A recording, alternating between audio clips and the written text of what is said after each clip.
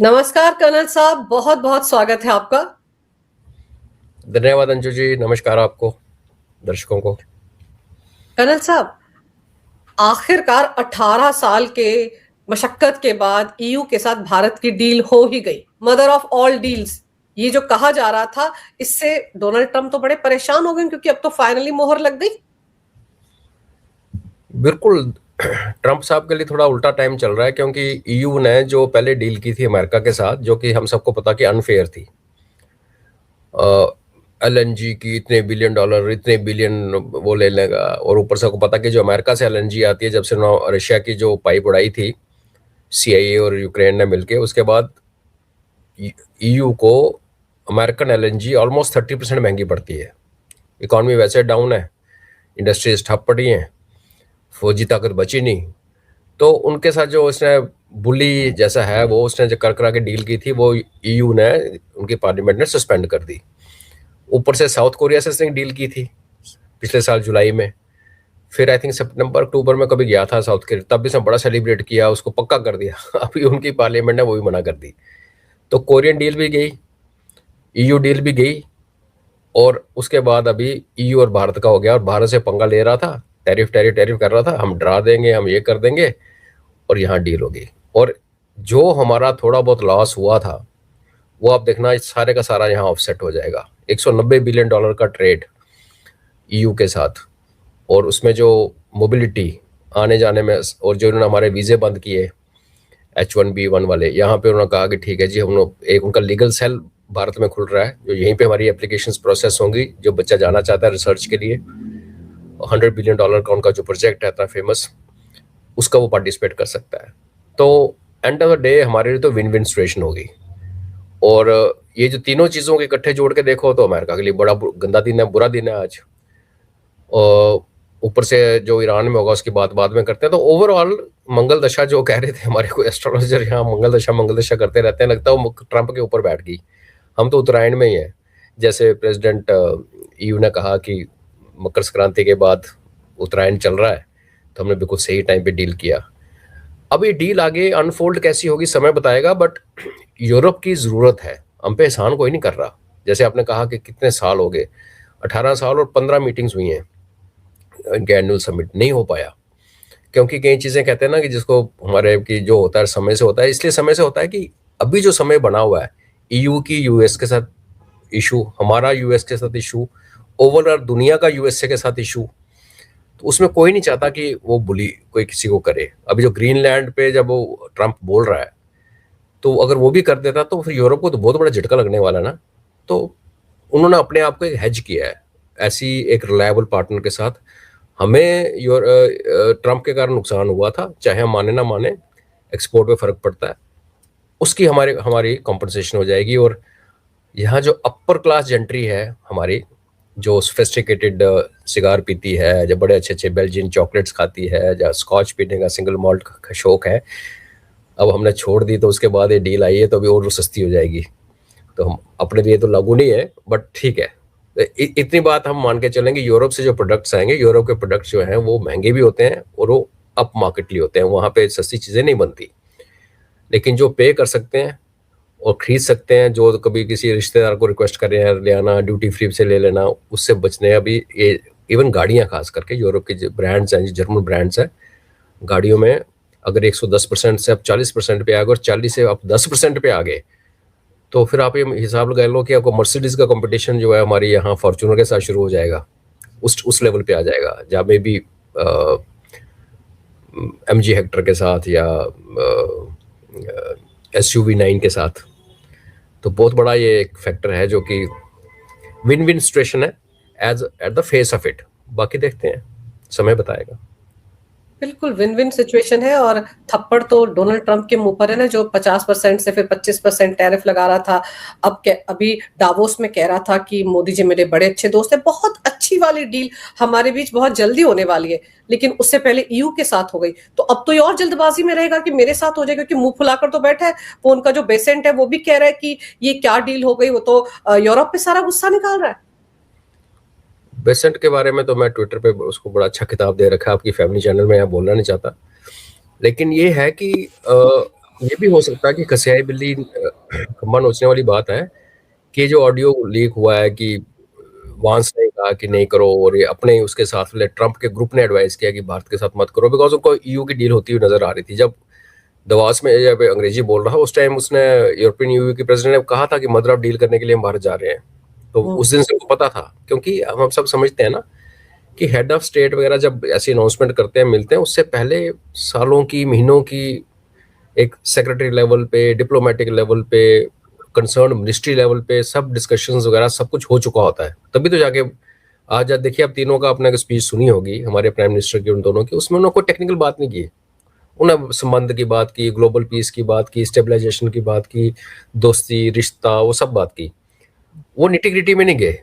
और इनफैक्ट हमें हैरानगी होनी चाहिए कि हमारे लीडर को शायद पता ही नहीं होगा, हालांकि मोदी जी डिफरेंट है, बट कई बार लीडर्स को पता ही नहीं होता कि अंदर बात क्या हुई, because it is left to जो टेक्निकल स्टाफ है, जो और जो मिनिस्टर कंसर्न है। तो चूंकि दवास में इन्होंने भी कर दी थी अनाउंसमेंट, तो अमेरिका को इतना, और अब ये भी तो मानिए जब हमारे सारे सीनियर ब्यूरोक्रेट्स के बच्चे पढ़ते हैं अमेरिका में, तो अमेरिका को खबरें मिल जाती हैं। तो उनको पता था कि ये अब ऐसी पॉइंट से आगे निकल गए कि मुड़ेंगे नहीं, तो इसलिए इन्होंने जो इन हाउस जो वीडियो ऑडियो लीक होके आ रहा है, तो हो सकता है कि वो डील ना करें। ये भी उतनी ही पॉसिबिलिटी है। एक एक जैसे आप कह रहे हैं कि जस्ट टू बी रेलिवेंट रहने के लिए, वो हो सकता है डील एकदम से कर दें। जैसे ईयू ने क्या किया, बोला एग्रीकल्चर साइड पे रख दो यार, उस पर बात नहीं करनी, बाकी कर लेते हैं। तो यही अगर डेयरी और एग्रीकल्चर अमेरिका साइड पे रख देता तो बाकी का कष्ट था। बिल्कुल। अब तो मुझे लग रहा है कि उनको डील इसलिए भी करनी पड़ेगी, अगर नहीं करे और कल को हमने फार्मा पे ड्यूटी लगा दी। हम्म, फार्मा पे आज यूएस में जो हमारी फार्मास्यूटिकल जाती हैं उस पर कोई टैक्स नहीं है, टैरिफ नहीं है। अमेरिका ने तो बड़ा सेफली खेला ना अपने। अगर से अकड़ गए तो और तकलीफ होगी। तो दोनों हो सकता है एक डील जल्दी हो जाए और हो सकता है डील ना हो। In any case I think we don't really care. जी। बिल्कुल, हमने ये एटीट्यूड दिखा दिया है। बहुत से लोग थे ना हमारे देश में जिनको हमारी इकोनॉमी डेड लग रही थी, जब जब डोनाल्ड ट्रंप को हमारी इकोनॉमी डेड लग रही थी, और बार-बार कहते थे कि डोनाल्ड ट्रंप की बातों पर रिएक्ट क्यों नहीं करते पीएम मोदी। तो पीएम मोदी ने साइलेंट रहकर जो वार किया है, वो वाकई अब दिख रहा है सबको कि बहुत खामोशी से, बड़े अच्छे तरीके से हमारी सरकार ने, पीएम मोदी ने इस पूरे यूएस के साथ जो चल रहा था उसको हैंडल किया। बिल्कुल, इस बात में कोई शक नहीं है कि मोदी जी और उनकी टीम ने पूरा ग्लोबल जो इस टाइम रिलेशनशिप या रेपुटेशन भारत की बनी हुई है, ये पिछले 10 साल की मेहनत है। और इसका आप अंदर का देखिए कि अंदर कितने चैलेंजेस प्रोड्यूस किए जा रहे हैं। जैसे अभी यूजीसी का चल रहा है, आज टॉपिक नहीं है, उस पर बात नहीं करेंगे। मेरी माने तो यूजीसी वाली जो कांड किया है यूजीसी ने, जो एक अपने आप में सेल्फ गवर्निंग काउंसिल बॉडी है, उधर भी किसी आईएएस या किसी चेयरमैन किसी का लिंक है जिसने जिसने हमारे यहाँ मुसीबतें खड़ी करने के लिए अब ऐसी पोजीशन में डाल दिया सरकार को कि सरकार पीछे हटी तो विद्रोह, सरकार इसको बढ़ा के रखेगी तो विद्रोह, इलेक्शंस आने वाले हैं। तो ये हमें समझना चाहिए कि बेवकूफ़ी, हम कहते हैं ना सरकार, अल्टीमेट रिस्पॉन्सिबिलिटी तो हम बोलेंगे प्राइम मिनिस्टर की है, लेकिन ये हम सब जानते हैं कि देखो इस टाइम टॉप लीडरशिप का फोकस कहाँ है। दुनिया में इतने मसले चल रहे हैं, ट्रेड डील्स की बात है, ईयू के साथ चल रहा है, और हजार चीज़ें जो हमें पता नहीं होती। तो जो कंसर्न मिनिस्टर है और जो सो कॉल्ड इंडिपेंडेंट बॉडी है, उसके अंदर कौन क्या गेम खेल रहा है सुप्रीम कोर्ट के नाम पे, तो ये जो होता हुआ दिख रहा है ना, ये यूएस से हमें सीधा लड़ाई तो कर नहीं सकता। हम ईरान तो है नहीं कि हमें यहाँ जहाज लेके आ जाएगा, और ईरान भी पिटाई करेगा। जो मेरी मानो तो ईरान भी यूएसए को भी थोड़ा रंग दिखाएगा, तो यही कुछ करेगा। हमारे अंदर जो एंटी नेशनल कहें या ये कहें जो स्वार्थी लोग हैं, जो अपने भले के चक्कर में दुनिया भारत का कोई परवाह नहीं करते, उनको प्लांट किया हुआ है, पैसे मिलते हैं और वो यहाँ पे करते हैं। इधर ये डील होती है, और जो दवास और इसके बीच में क्या हुआ, ये यूजीसी हो गया, दवास से जस्ट पहले हुआ है। तो बिल्कुल कोइंसाइड टाइमिंग फिट कर रखी होती है उन्होंने। तो ऐसे वाले चैलेंजेस आते रहेंगे। और यूजीसी ऑफ कोर्स गलत हुआ है, तो मैं फिर कहता हूँ कि टॉपिक आज का नहीं है तो नहीं बात करते। मैं खुद मानता हूँ ये गलत स्टेप है। तो ऐसे वाले चैलेंजेस हमें अंदर से तंग करने के लिए, क्योंकि बाहर तो हमें कोई हाथ नहीं लगा रहा, क्योंकि अब इंटरनेशनल कम्युनिटी भारत को ना वैसा नहीं देखती कि यार कुछ करो, भारत कुछ कर लो, पीस ला लो, स्टेबलाइज कर दो। वो एक्सपेक्ट करते हैं कि भारत करेगा। अब भारत तो उस साइज में आ गया है कि ये उसका रिस्पॉन्सिबिलिटी देखती है global south, third world countries, कि ये आगे बढ़ के हमारे बारे में बात करेगा, हमें प्रोटेक्ट करने की बात करेगा। अभी वो उस किस्म का एक रिलेशनशिप हो गया। इसमें अगर अब एक बहुत बड़ी इकोनॉमी है ईयू की, उसके साथ आपका ट्रेड रिलेशनशिप होता है, आपके पास स्ट्रेटेजिक डिफेंस पार्टनरशिप की बात होती है, आपके पास डिजास्टर मैनेजमेंट की बात होती है, आपके पास मोबिलिटी की बात होती है, टेक्नोलॉजी एक्सचेंज की बात होती है, क्लीन एनर्जी, क्लाइमेट चेंज, ये हजार चीज़ें की बात होती है। तो नेचुरली ये हमारे हमारे लिए बहुत अच्छा है। लेकिन अगेन जब हम सेलिब्रेट करें तो हमें ये भी ध्यान रखना चाहिए कि कल ही 950 किलो नाइट्रेट ऑक्साइड क्या जो भी पकड़ा गया है, नाइट्रिक ऑक्साइड, तो अंदर के चैलेंजेस रहेंगे, उनको तो अलग से डील करना पड़ेगा। इंटरनेशनली मैं आपसे सहमत हूँ कि जो मोदी साहब ने किया, उनकी टीम ने किया, बहुत अच्छा किया। हम इस मुकाम पे इंटरनेशनली पहले कभी नहीं पहुंचे थे। जी बिल्कुल सही कह रहे हैं आप। ईयू के साथ जो वहां की चेयरपर्सन है वो जो बोल रही थी, तो आपने ध्यान दिया कि उन्होंने बार बार भरोसे की बात की, रिलायबल पार्टनरशिप। तो भारत ने भरोसा तो जीता है ना, भारत पर दूसरे देश भरोसा कर सकते हैं। और शायद यही भरोसा है कि वो जो कनाडा के प्राइम मिनिस्टर, जिनको गवर्नर कह रहे थे ट्रम्प, कारनी, अब वो मार्च महीने में भारत आ रहे हैं, भारत के साथ बातचीत करने आ रहे हैं, वहां पर भी बहुत सारे डील्स हो सकते हैं। तो मिर्ची तो डोनाल्ड ट्रंप को और लगेगी, अभी तो ईयू वाले झटके से नहीं उभरे होंगे। और जिस कनाडा को 51st स्टेट बनाना चाहते हैं, वो भारत के साथ डील करने को आतुर है। और वो कनाडा चाइना से ऑलरेडी डील कर चुका है। तो ट्रंप ने एक, जैसे मैं हमेशा कहता हूं कि अमेरिका कोई नई बात नहीं कर रहा है, ऐसे ही है, धोखा देना, झूठ बोलना, दूसरों को डराना धमकाना, लेकिन दरवाजे के पीछे हुआ करता, बंद दरवाजे में हुआ करता था। ये लोग डिप्लोमेटिक रिलेशनशिप में भी, बातचीत में भी बड़े स्टूपिड सा बिहेव करते थे, जो खबरें बाहर नहीं आती। ट्रंप का ये फर्क है कि उसने वो हर चीज सामने टेबल पे रख दी, बस ये फर्क है। बाकी जो यूएस गेम खेलता है वैसे खेल रहा है। तो अभी यूएस ने एक पॉलिसी बना रखी थी जब से वर्ल्ड वॉर 2 के बाद, कि कोई भी लड़ाई करानी है अपने देश से दूर कराओ, क्योंकि लोकेशन ऐसी है, एक तरफ पैसिफिक ओशन है, एक तरफ अटलांटिक ओशन है। तो किसी समुद्र के पार लड़ाई लगा के रखो, हथियार बेचते जाओ, पैसे कमाते जाओ। इनकी ये पॉलिसी कंसिस्टेंट है। पहली बार इसने वेनेजुएला के अंदर अपने पड़ोस में पंगा लिया, क्यूबा पड़ोस में आंखें दिखाई, मैक्सिको आंखें दिखाई, और ब्राजील को आंखें दिखा रहा है। लेकिन ये भूल गया, और जैसे अपने कहा, कनाडा को तो ऑलरेडी 51st स्टेट, और ग्रीनलैंड में तो अपना ट्रंप टावर का फोटो इसने डाल दिया। लेकिन अगले जो है ना, दूसरी पार्टी जो लड़ाई से लड़े ना, तो मैं उसको अच्छी पार्टी मानता हूँ। आमने सामने की लड़ाई, जो आपकी जड़ें काटने में लग जाए ना, वो दुश्मन बड़ा खतरनाक होता है। और चाइना इस चीज में माहिर है। चाइना के, अमेरिका के अंदर पुलिस स्टेशन है अपने, अमेरिका के अंदर चाइनीज पुलिस स्टेशन, वहां जो चाइनीज के आपस में फसाद होते हैं उनका वो निपटारा करते हैं, खुद ही रिपोर्टें करके वहां से रिपोर्ट भी कर देते हैं चाइना वापिस खुद ही। और माफिया जो है अमेरिका के अंदर, सबसे बड़ा माफिया जो है अंडरवर्ल्ड का, वो चाइनीज है।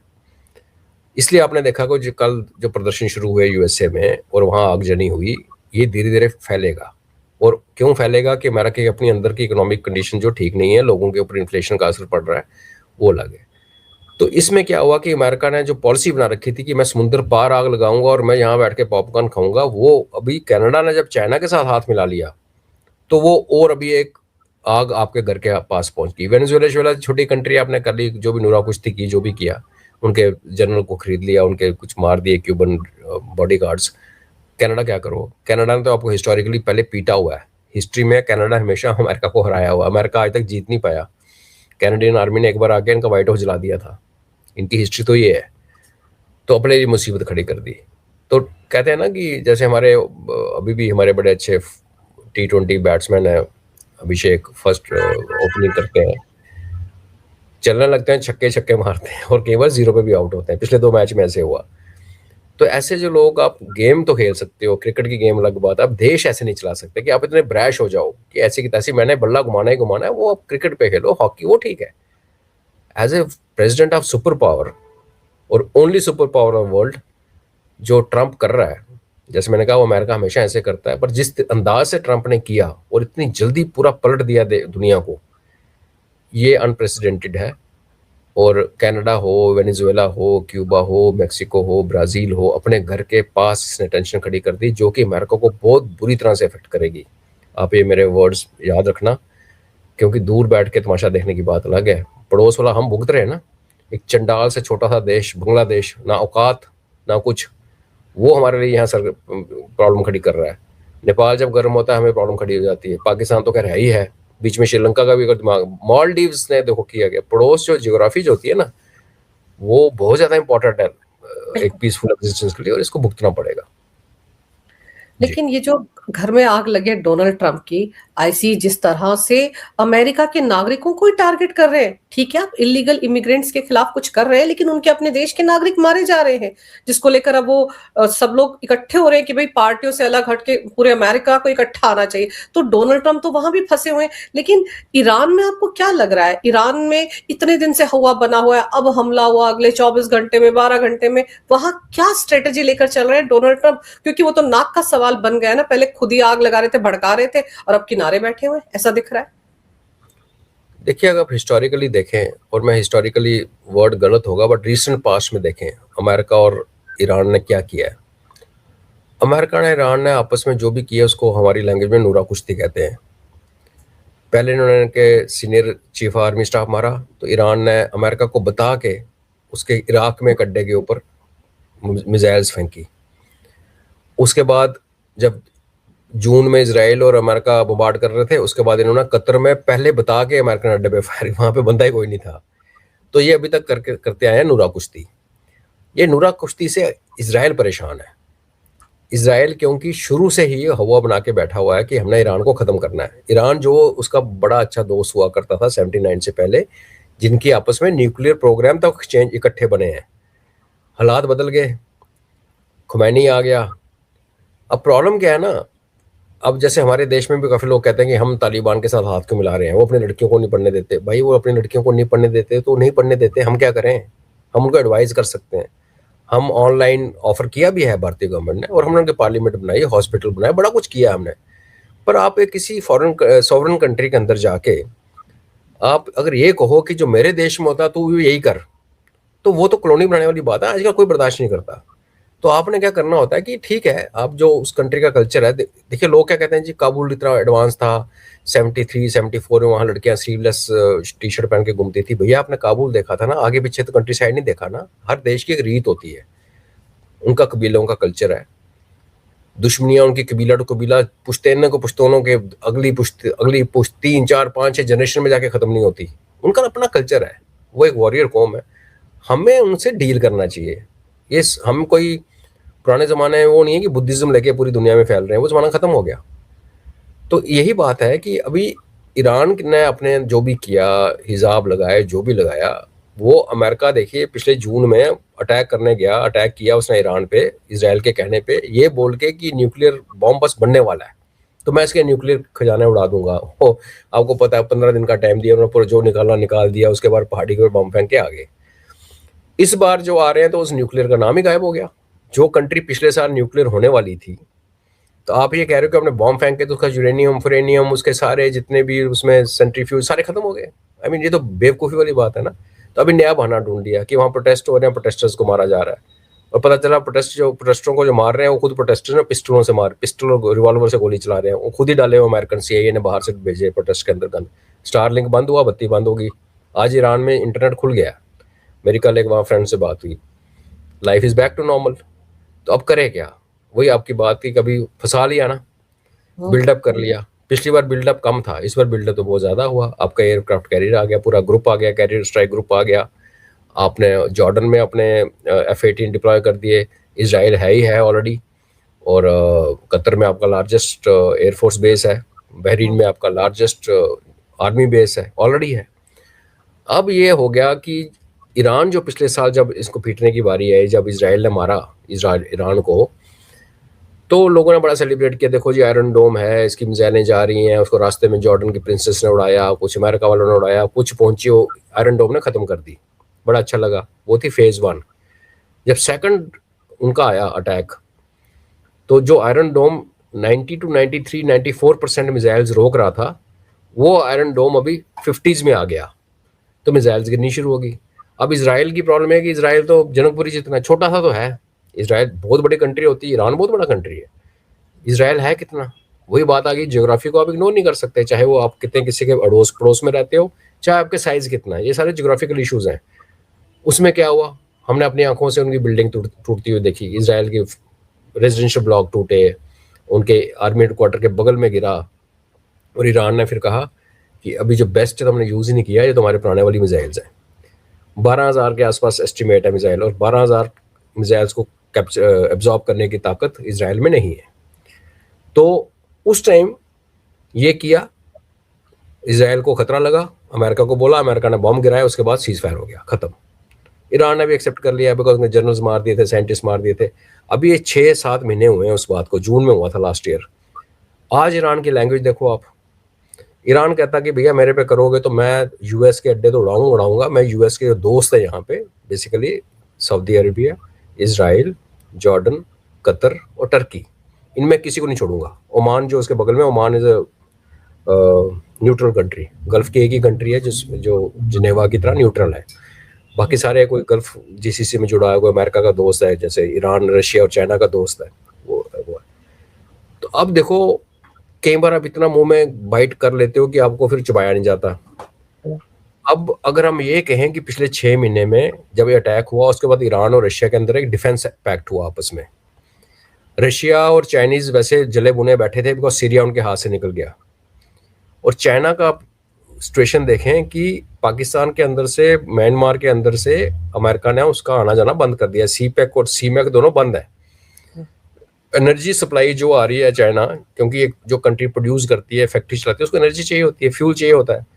2 पाइपलाइंस आती हैं रशिया से, और अगर रशिया की यूरोप वाली पाइपलाइन उड़ा सकते हैं तो आप ये मान के चलें कि अमेरिका किसी दिन इनको भी उड़ा देगा, या उड़वा देगा किसी टेररिस्ट से, बोलेगा आईएस के प्यूल ने उड़ा दिया, हम क्या करें, जैसे करते हैं। तो बचा क्या रास्ता? मलाक्का स्ट्रेट, समुद्री रास्ता। और वहां बे ऑफ बंगाल के बांग्लादेश में बेस बनाने के चक्कर में घूम रहा अमेरिका। तो चाइना का ये गला घोट रहे हैं। तो अब चाइना चाहे भी तो ईरान से पीछे नहीं हट सकता। चाइना अपने फौजी नहीं भेजेगा, लेकिन आप देख रहे हैं रोज उसके फोटो आ रहे हैं, आज फलाना एयरक्राफ्ट आ गया, फलाना एयरक्राफ्ट आ गया। तो वहां चाइना अपनी, वो चाइना ने स्टारलिंक ब्लॉक करने में चाइना रशिया ने मिलकर जैसे भी किया। रशिया ने वहां पे फाइटर एयरक्राफ्ट भेजे हैं, रशिया ने एयर डिफेंस बनाया है। और सबसे बड़ा खतरा जो मेरे वो है कि रशिया ने, अगर ईरान को में थोड़ा सा गैप बचा हुआ था न्यूक्लियर बनने में, वो पिछले 6 महीने में रशिया ने कर दिया। बिकॉज रशिया भी नहीं चाहता एक और फ्रंट खोले, यूक्रेन में बिजी है, अमेरिका को ठोकना, घर से दूर मारो। तो ये बात अमेरिका को भी पता है। अब कल परसों इनका बेड़ा आया, strike carrier strike group, Abraham Lincoln इधर से गया मलाक्का नीचे से होता हुआ।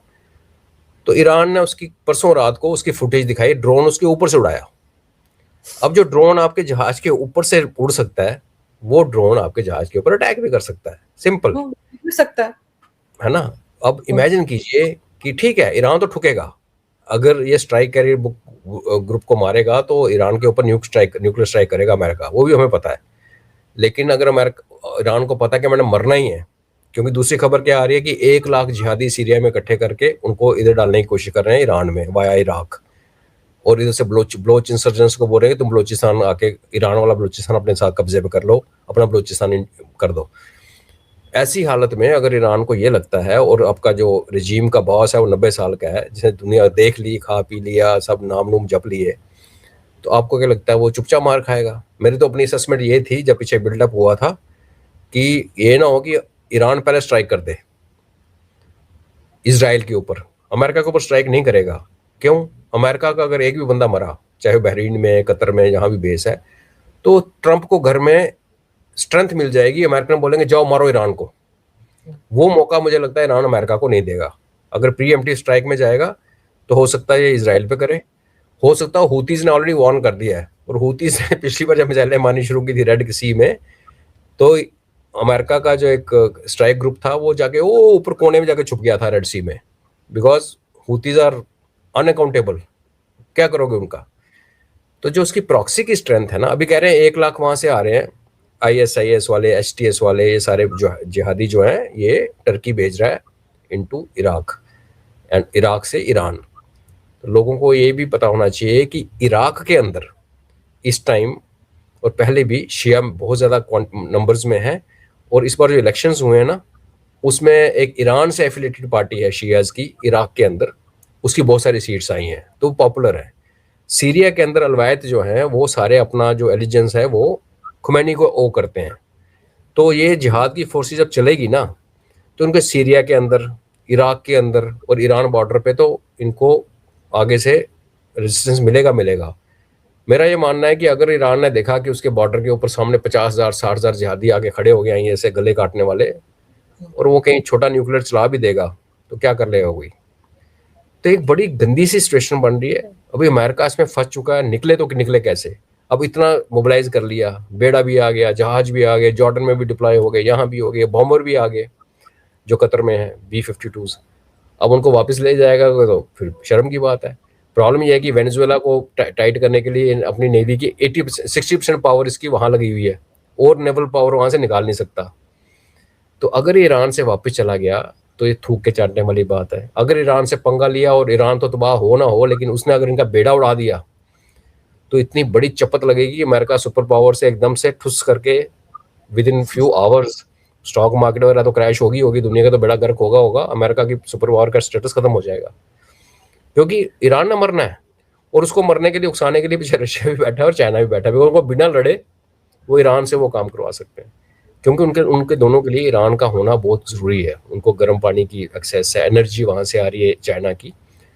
बड़ा कॉम्प्लिकेटेड सा चीज है। और अगर आप ये मान के चलें कि अगर बड़ी लेवल की ना हो और एक नूरा कुश्ती हो जाए, तो चाइना को देखो, उसके अंदर जो उसने अपने 27 जनरल जो अपॉइंट किए थे आज से 5 साल पहले, उसमें से 25 वो फायर कर चुका है। जो उनका CDS के बराबर का जनरल है, परसों उसको अरेस्ट किया गया है कि तू अपने न्यूक्लियर सीक्रेट जो है वो अमेरिका को दे रहा है। तो उधर चाइना अलग खसिया बैठा है। तो अगर यहाँ पे प्रेशर पड़ा तो पता चला चाइना ताइवान में घुस गया, या चाइना ने ताइवान को ब्लॉक कर दिया, ब्लॉकेड लगा दिया, फिर अमेरिका कहाँ जाएगा।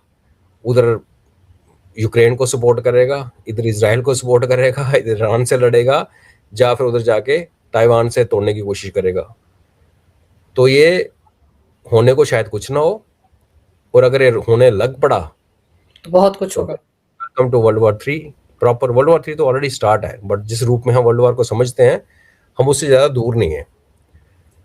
और उसका एक इंडिकेशन, आप तो लेडी हैं, आपको ज़्यादा ही पता होगा, गोल्ड के जब प्राइसेस पागलों की तरह ऊपर भागते हैं ना, सिल्वर का तो समझ आ गया, बैटरीज बूटरीज में, सोलर पैनल्स में है। गोल्ड हिस्टोरिकली हमेशा एक ग्लोबल कॉन्फ्लिक्ट से पहले आसमान तोड़ता है, और जब वो ग्लोबल कॉन्फ्लिक्ट शुरू होता है तो भी ये राइज करता रहता है। फिर एक स्टेज आती है जब लोगों के पास डिमांड एंड सप्लाई के चक्कर में डिमांड ही खत्म हो जाती है, तो फिर एकदम से रॉकेट की टूटे हुए रॉकेट की तरह क्रैश करता है। और वही पैटर्न आपको पिछले 1 साल से गोल्ड का लग रहा है, कहाँ 75-76 में और कहाँ डबल हो गया ऑलमोस्ट। तो बहुत सारे इंडिकेशंस हैं कि कई चीज़ें जो हमें नहीं पता और जिनको पता है, उस वो मार्केट का बिहेवियर वैसे हो रहा है। तो एक अनफॉर्चुनेट है, बट सच ये है कि हम एक बड़े कॉन्फ्लिक्ट की तरफ ऑलमोस्ट पहुंच चुके हैं जी। और आप बिल्कुल सही कह रहे हैं। ट्रंप ने ना, मुझे लगता है वो मधुमक्खी के छत्ते में हाथ डाल दिया है। अब समझ नहीं आ रहा, बाहर निकालूं तो भी कटूंगा, अंदर रखूंगा तो और काटा जाएगा। तो अब वो ईरान पे कुछ कर नहीं पा रहा है। और आपको याद होगा पिछले दिनों जब ये हुआ था कि बस आज अटैक हुआ, तो फिर अचानक से कहा गया था कि नहीं, इजराइल ने कहा कि मैं तैयार नहीं हूं, इसलिए बैकआउट कर ले इन लोगों ने, वरना उस रात को ये हमला करने वाले थे, ऐसी खबरें आई थी। जब इजराइल तैयार ही नहीं है और छोटा सा देश है, और आप सही कह रहे हैं, पंगा ईरान USA नहीं लेगा, ईरान ठोकेगा सबसे पहले इजराइल को, और उसके बाद तो बवाल मचेगा ही मचेगा। लेकिन मेरे को ये समझाइए कि जो टेड क्रूज ने ऑडियो लीक किया, जिसमें कि ये भारत के साथ डील को लेकर ट्रंप पे ठीकरा फोड़ा गया कि नवैरो नहीं होने देता, वो जो बैंस है उनका, वो ये सब लोग रोड़ा डाल रहे हैं, ये जानबूझकर लीक किया गया या सच में गलती से लीक हो गया? क्या वजह रही होगी इसकी? गलती से तो कुछ भी नहीं होता, आपको पता है अंजू जी, गलती से कुछ नहीं होता। ये बदलती हवा के रुख है। यही अमेरिकन मीडिया, कभी वो बालों वाली, क्या नाम है उसका, विनफ्रे, नहीं जो चोरी की थी जिसने कोविड में फंड, अपनी है, हमारी शेयर नहीं। अच्छा वो राणा अयूब, राणा अयूब, कभी उसके आर्टिकल छाप रहा है, कभी आरफा कानम बुआ के और आर्टिकल छापता है, कभी कुछ करता है, कभी कुछ, कभी कोई रेटिंग लेके आ जाता है, यही करता राणा। और यही मीडिया सडनली एकदम से प्रो इंडिया हो गया। टीवी पे बंदा आके बोल रहा है कि इन्फ्लेशन का ग्राफ दिखा रहे हैं, इन्फ्लेशन नीचे गिर रही है और इकोनॉमी ऊपर जा रही है, और कहता है ये ग्राफ किसका है, इंडिया का है। तो ये बदलती हवा जो है उसका रीजन एक ये भी है कि ईरान, इजराइल और US के बीच कुछ नॉर्मल नहीं है, कुछ ना कुछ गड़बड़ है। और उसका रीजन सिंपल है, जो लगता है हो ना हो पता नहीं, असेसमेंट ये है कि इजराइल फटीग्ड हो चुका है, एग्जॉस्ट हो चुका है लड़ लड़ के हमास के साथ। छोटा सा देश है, टूरिज्म बंद, टेक्नोलॉजी और जो बाकी एक्सपोर्ट इंपोर्ट बंद, लड़ाई में लगा हुआ है, लोग थके हुए हैं। तो इसको हमेशा यूएस सपोर्ट करता रहा है, पैसे से भी, वेपन से भी। अब यूएस के पास खुद 40 ट्रिलियन का डेट हो चुका है, मतलब हर 100 दिन में यूएस के डेट में 1 ट्रिलियन जुट जाता है। तो मुझे नहीं लगता कि अमेरिका जैसे ब्लैंक चेक काट के देता था किसी टाइम इसराइल को, वो भी दे पाएगा। इसलिए इसराइल का अगर आप रुख देखें तो उसने यूएई से दोस्ती कर रखी है, और यूएई जो है वो सऊदी अरेबिया को आंखें दिखा रहा है, जो कि अमेरिका का दोस्त है, और यूएई टर्की को भी आंखें दिखा रहा है, जो अगेन अमेरिका का दोस्त है, और यूएई भारत के साथ आके डील कर रहा है। 2 तो घंटे के लिए आए थे प्रेसिडेंट, 2 घंटे के लिए, 1 घंटा 10 मिनट के लिए, 110 मिनट, हाँ 2 घंटे। बट वही देखे ना, जो आते हैं प्रिंस जो आता है उसके नीचे तो पहले तो काम हो गया ना। ये तो मतलब बेवकूफ़ी वाली बात है, कोई कहे कि वो आया, उसने फाइल खोली, बोला ओके मैं साइन करता हूँ। इतना तो हम इंडिया में तो हम मेहमानबाजी में चाय वाय पिलाने में 1 घंटा लग जाता है। तो वो सब ऑलरेडी सेट था, कुछ चल रहा था, और इतनी जल्दबाजी में इसलिए आया कि जैसे आपने कहा उस समय ईरान के ऊपर अटैक होने का सुन रहे थे, आज है, तो उसको वापस रश करना जाना था। लेकिन ये भी है कि अमेरिका शायद यूएई पे प्रेशर डाले, बिकॉज अबू धाबी वालों को, यूएई आपको पता है वो 8-9 स्टेट्स बन के मिल के बना, दुबई है, अबू धाबी है, बाकी शारजा है। अबू धाबी में अभी यूएस की और रशिया की और जेलेंस्की की टॉक चल रही थी, आज सुबह तक वो फेल होगी। लेकिन अबू धाबी थोड़ा सा झुक रहा है अमेरिका की तरफ, क्योंकि इनकी एक और इशू है, 9 में से 2 स्टेट्स में ऑयल सूख चुका है, ऑयल नहीं बचा इनके पास। तो एक ये भी थियरी है कि हो सकता है कि यूएई देख रहा है कि अमेरिका प्रेशराइज करने के लिए यूएई के ऊपर कोई सैंक्शन लगाए, इसलिए अपना गोल्ड इंडिया में पार करना चाहता है। मतलब बड़ा कॉम्प्लेक्स सिचुएशन है। तो अगर इसराइल और यूएस के रिलेशनशिप में अगर तनाव आया है, या इसराइल को लगता है कि प्रेजेंट जो इकोनॉमी का हाल है यूएस का, ये मेरे काम का नहीं है, तो वहाँ का जो मीडिया है ना वो सारा ज्यू कंट्रोल्ड है। वही मीडिया, न्यूयॉर्क टाइम्स का जो मालिक है वो ज्यू है, उसने हमारे खिलाफ बड़ी बातें की क्योंकि उसको अपना पेपर बेचना था।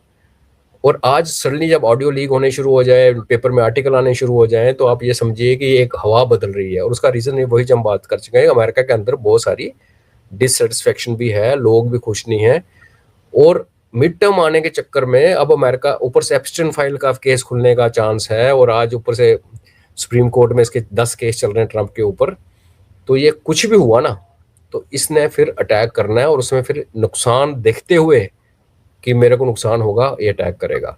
लेकिन जिस दिन एक अमेरिकन सोल्जर की बॉडी बैग अमेरिका पहुंचा, उसके बाद ट्रंप की कहानी खत्म है। फिर प्रेसिडेंट रहेगा नाम का, ना इसके पास पावर होगी, मिड टर्म तो उसके हाथ से गया।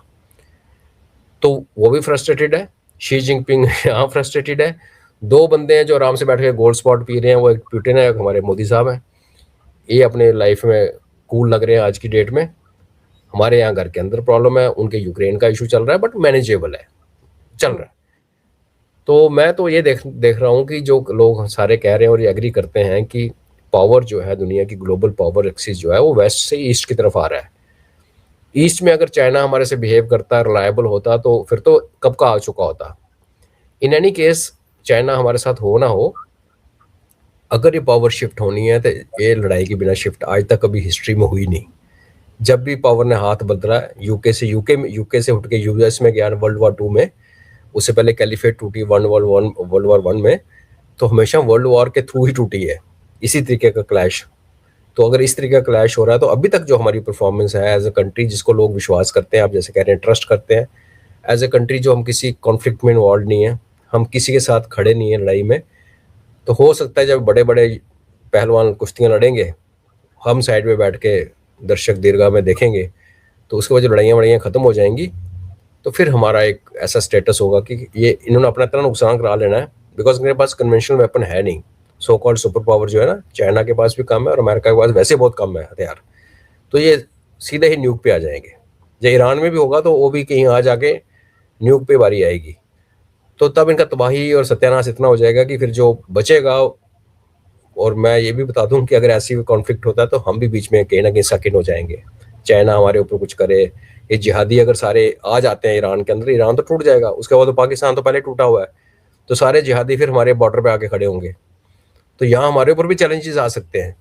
और वही जिहादी अमेरिका का बस चले तो चाइना के ऊपर भी अनलीश करें यूगर्स के अंदर ETM का यूज़ करके। इसलिए मैं हमेशा कहता हूँ कि अफगान बीच में खड़े हैं, हमारी अच्छी हिफाजत हो रही है अफगानिस्तान के कारण, ईरान के कारण। अगर ये दोनों गिर गए तो ये सारे के सारा जिहादी पना जितना है ना, 1,00,000-2,00,000 जितने भी हैं, सारे के सारे आके आपको हम अपने बॉर्डर के ऊपर मिलेंगे। वो तो हम उनको निपट लेंगे, वो बात अलग है, लेकिन ये है कि एक किसी न फ्रंट किसी लड़ाई या कॉन्फ्लिक्ट में हम भी फंस सकते हैं।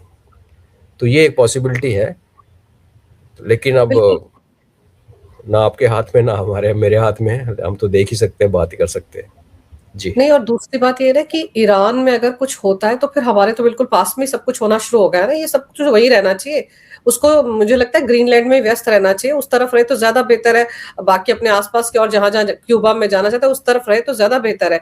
इधर आएगा तो बहुत ज्यादा रायता फैलेगा। लेकिन ये पाकिस्तान का क्या होगा जो इस्लामिक नेटो बनाने के चक्रों में था, वो सऊदी के साथ टर्की के साथ कुछ कुछ कर रहा था, तभी तो यूएई वाला भी थोड़ा डर गया था। और फिर ऊपर से अब तो इसने तय कर लिया कि इसके फौजी जाएंगे जाएंगे वहां पर गाजा में जाकर, वो जो हमास है उसको डिसार्म करने के लिए जा ही रहे हैं ना, अब तो शायद कंफर्म हो चुका है। अभी दो उसमें देखिए 3 दिन से कोई खबर नहीं आ रही इसके बारे में, पाकिस्तान चुप है। पाकिस्तान में मुल्ला मुनीर ने अपने मुल्लों से बात की और बोला कि हमारी पॉलिसी है, लेकिन हमने अपने फलस्तीनी भाइयों को बचाना है, इसलिए हमें जाना पड़ेगा इजराइल के साथ। हम इजराइल के दुश्मन हैं, मगर वो तो कहानी सुना रहा है। लेकिन उसको अपोजिशन आएगी, ये जो बरेलवी है, तालिब तलबी क्या बोलते हैं इनको, तबलीगी जमात, तबलीगी जमात। उनके दोनों जो रिजवी के छोटे भाई को उठा लिया गालिन ने। अब इनको अपना पुराना एक्सपीरियंस जनरल बाजवा से पूछना चाहिए ना, कि जनरल बाजवा के टाइम पे जब ये रोड पे आए थे तो बाद में पाकिस्तान आर्मी ने कॉम्प्रोमाइज किया था और इन लोगों को पैसे दिए थे टिकट, बस का टिकट घर खरीद के घर जाने के लिए। बिकॉज ये नीचे वाला जो पंजाबी पाकिस्तान पंजाब है, जो इसमें 40% से ज्यादा वही है। और उनका लीडर को अब बंद करो ना करो, जिस दिन वो सड़क पे आ गए इस्लाम के नाम पे, तो पाकिस्तान का अंदर इनको संभालना मुश्किल हो जाएगा। ऊपर से जब ये जाएंगे और वहां जब मरेंगे, क्योंकि हमास के बाद हम भी तो गए थे ना श्रीलंका में, आईपीके तो हमने खड़ी की, हमने तो खुद ही एलटीटी खड़ी की थी। अब इसमें हिस्टोरिकल फैक्ट है, हमारा इतना कंट्रोल तो था ना कि आईपीकेएफ जब गई उससे पहले हम हमारी आर्मी ने तो एलटीटी को ट्रेन किया, खड़ा किया, और फिर भी लड़ना पड़ गया। कितनी जाने वहां पे गई।